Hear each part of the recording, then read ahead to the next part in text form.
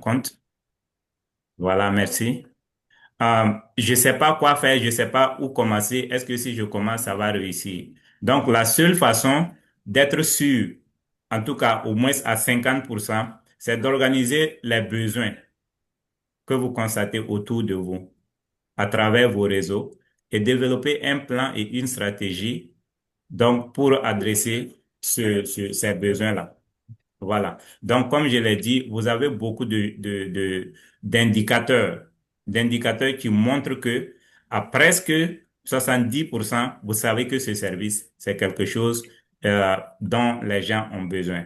Donc, ça, c'est vraiment une approche que vous devez développer. Et cette approche, si vous êtes vraiment intentionnel, si vous mettez l'intention, si vous êtes proactif, en une semaine, vous allez pouvoir l'identifier et même commencer à tester. Donc, bien vrai qu'il y a les besoins que les gens vont exprimer et que vous allez arriver à cerner.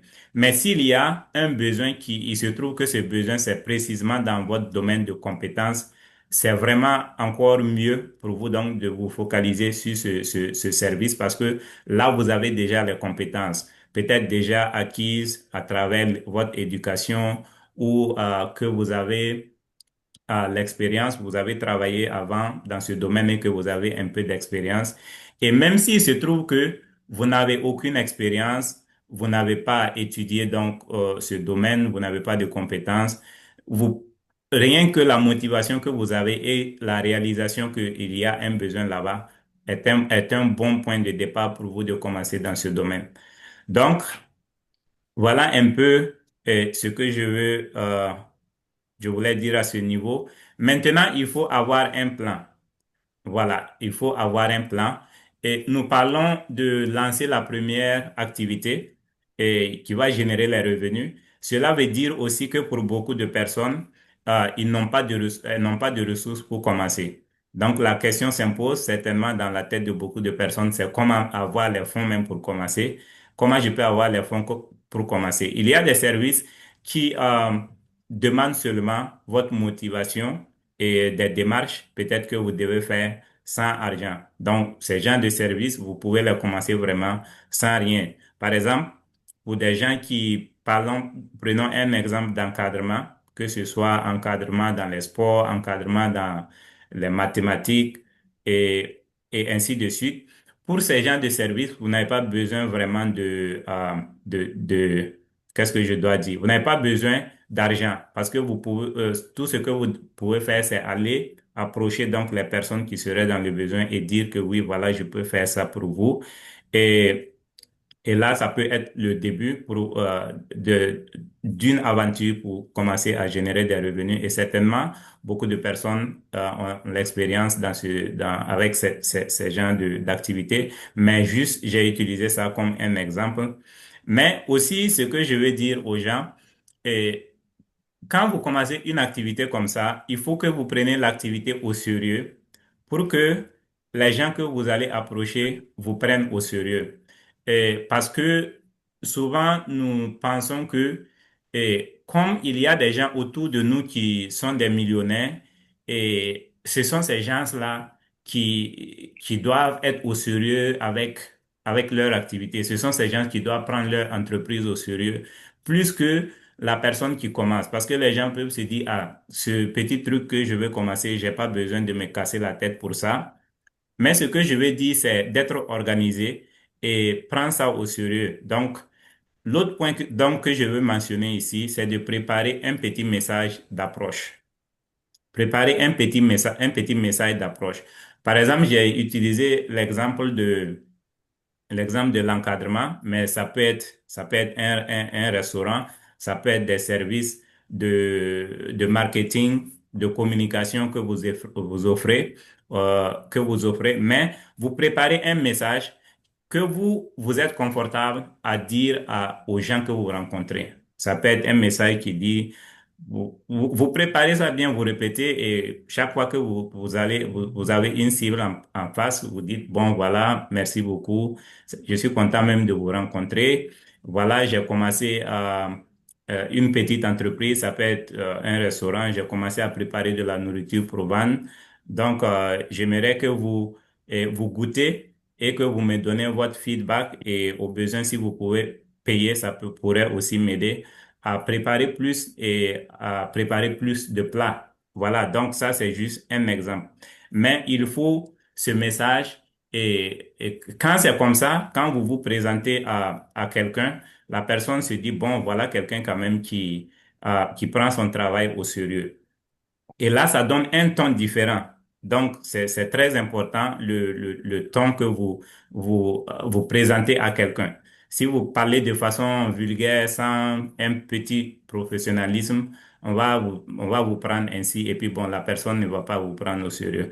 Donc aussi, si possible, accompagner ça d'un quelque chose de physique. Si c'est un petit flyer, carte de business, où la personne peut voir, voilà, une petite représentation en image de ce que vous faites avec un numéro de téléphone, quelque chose comme ça. Et là, c'est pour que l'image reste, l'image de ce que vous présentez, donc, va rester avec cette personne. Et s'il y a quelque chose, la personne va vous revenir demain.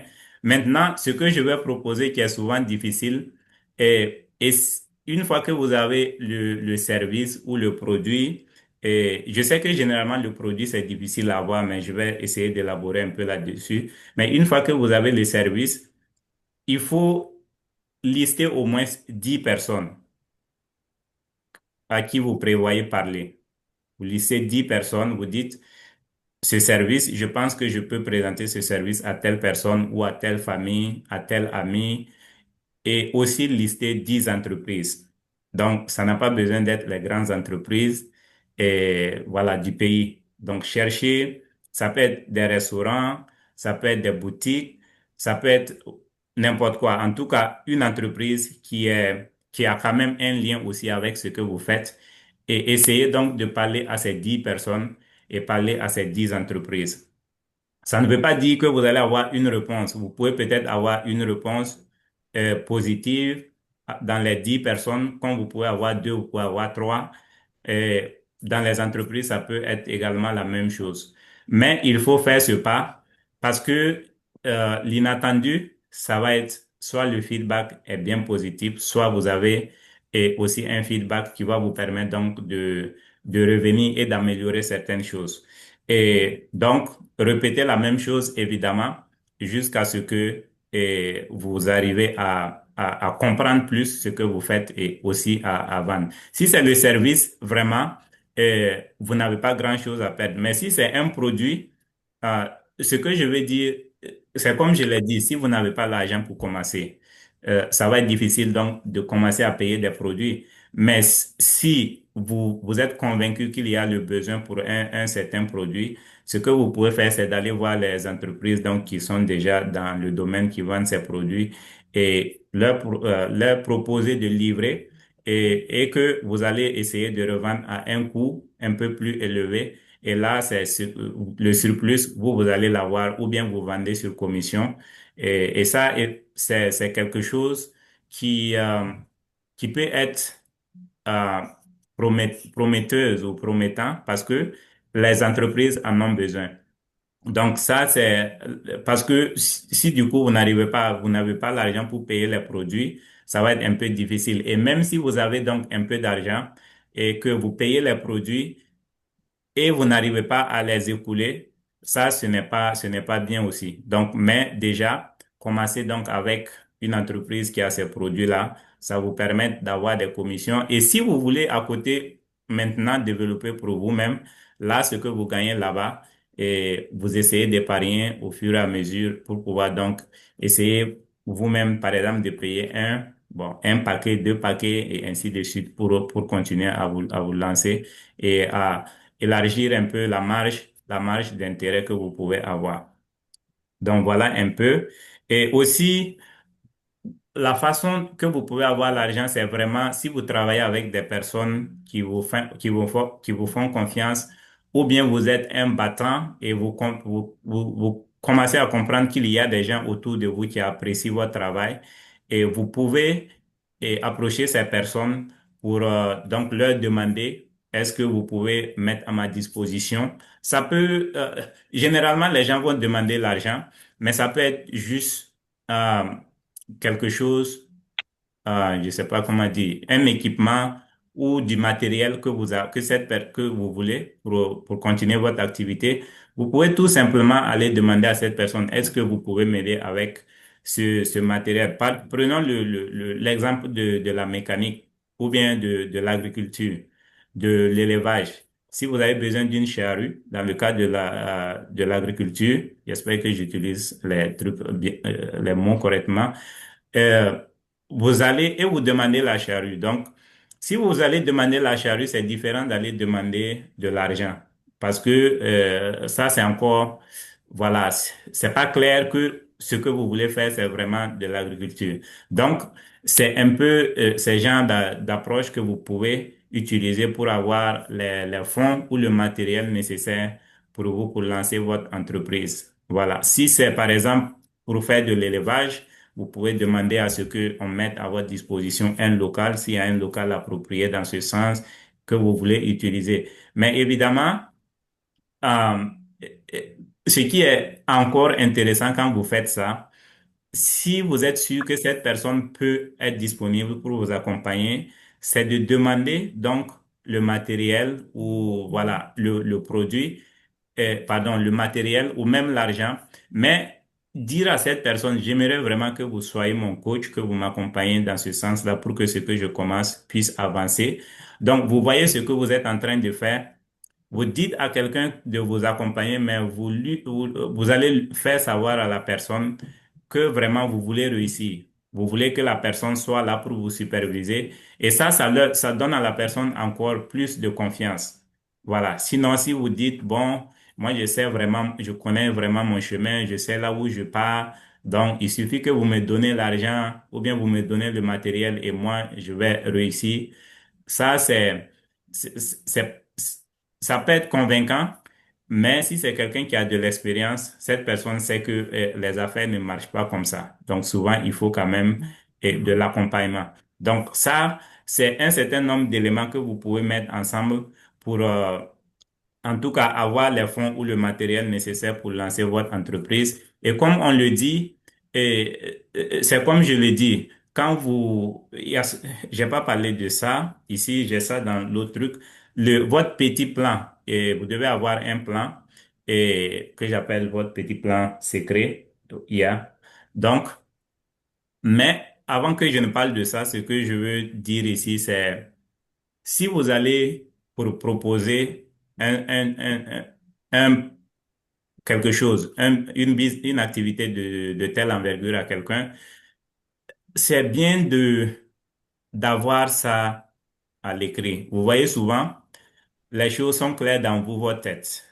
Mais une fois que vous vous présentez devant quelqu'un et que la personne commence à parler, à vous poser des questions, c'est très facile même d'oublier ce que vous voulez dire. Donc, les choses qui allaient être convaincantes pour cette personne, vous risquez de ne plus être convaincant du coup, et ça, ce n'est pas bien. Donc, ce que moi je propose, cette activité dans laquelle vous décidez de vous lancer, asseyez-vous et écrivez pourquoi je veux faire cette activité. Voici l'activité. Pourquoi je vais faire cette activité? Je pense que si j'arrive à avoir 4 personnes qui utilisent ce service, et je pense que je vais avoir tel montant.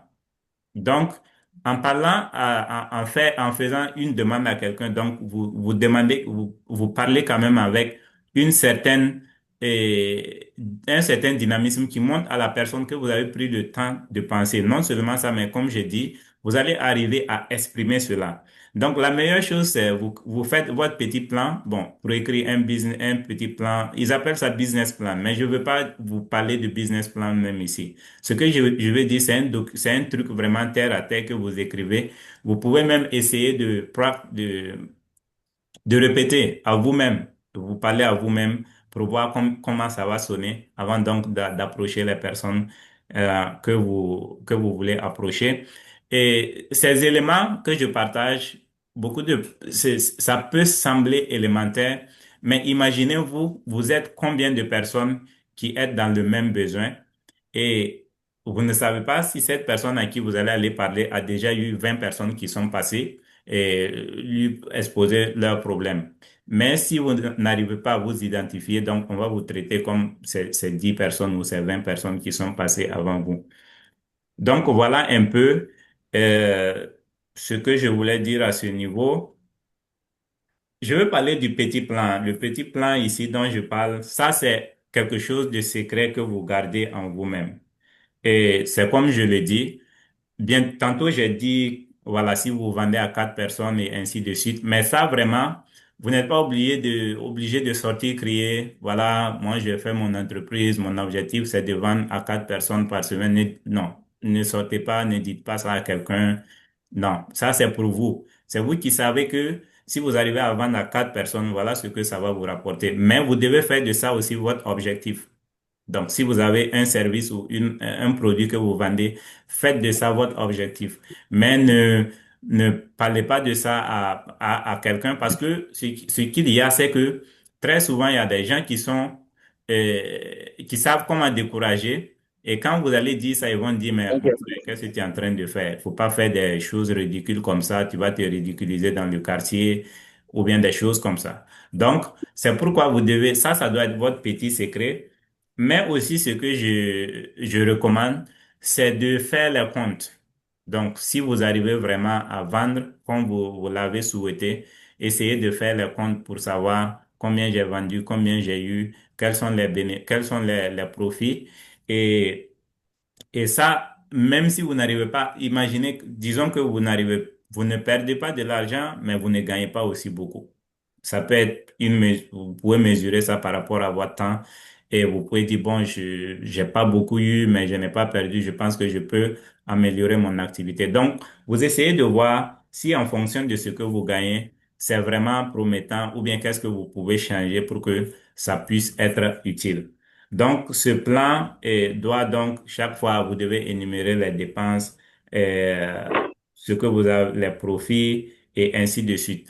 Parce que quand vous faites une entreprise, ce que beaucoup de gens oublient, quand vous faites une activité, l'activité est en même temps votre motivation. Et où est-ce que vous allez trouver la motivation? C'est en vous référant à la performance de votre activité. Et si l'activité ne performe pas comme vous voulez, vous anticipez cela avec une solution, avec, voilà, une résolution. Et c'est ainsi que vous allez rester motivé. Donc, si vous allez faire les choses seulement dans votre tête, ouais, là, je pense que, ouais, ça va pas aller. Alors que vous ne vous êtes même pas assis pour faire les comptes et essayer de voir comment vous pouvez améliorer. Donc, c'est très, très important donc d'avoir ce petit plan, mais on ne pourra pas tout développer ici, et, évidemment. Mais l'autre chose que je vais ajouter, c'est Talk to you a second. il y I'll a come in. certains domaines où vous vous dites, mais il y a certains domaines dans lesquels vous allez vouloir vous Oh, lancer et avec juste raison, vous allez vous dire, mais personne ne me connaît dans ce domaine-là. Est-ce que les gens vont me croire? Donc, il y a des choses que vous devez faire, vous pouvez faire pour pallier à cela. S'il y a une certification, allez-y faire cette certification pour montrer que quand même vous avez, et vous avez appris des connaissances dans ce domaine et que vous savez de quoi vous parlez.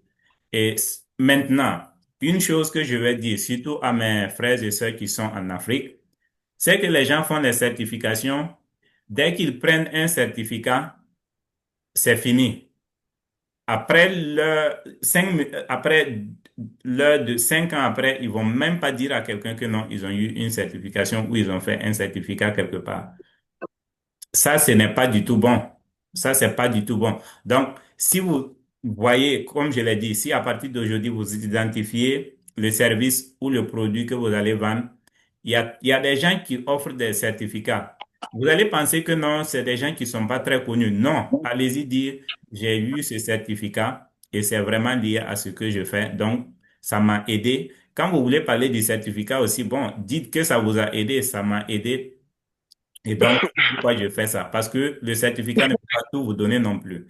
C'est la motivation qui va tout déterminer. Donc, vous présentez ça comme quelque chose qui vous a aidé vraiment et donc c'est sur cette base, ça vous aide aussi dans votre activité. Donc, la certification, c'est une chose.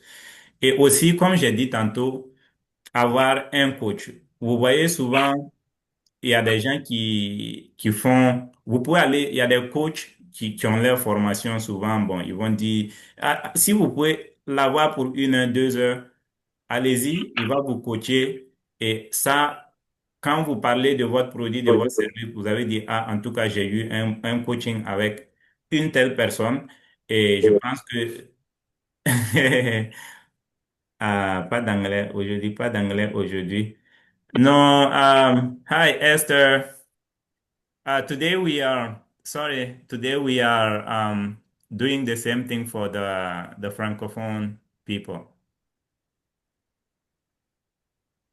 Yeah, hopefully, yes.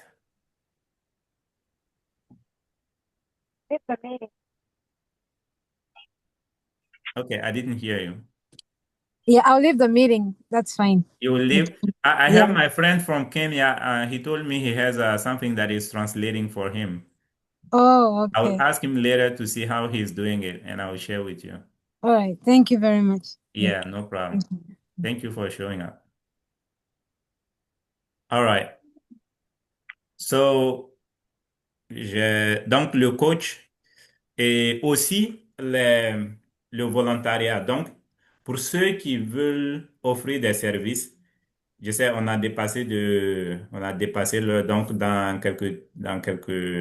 je vais finir ça et puis on va clore à 35. Euh, les preuves, il y a le volontariat, ça veut dire vous, ici, j'utilise mon cas comme un exemple parce que moi, je fais les taxes actuellement, les déclarations d'impôts. Après, j'ai fait la certification. Mais à la base, quand j'ai commencé, je faisais déclarer mes impôts moi-même.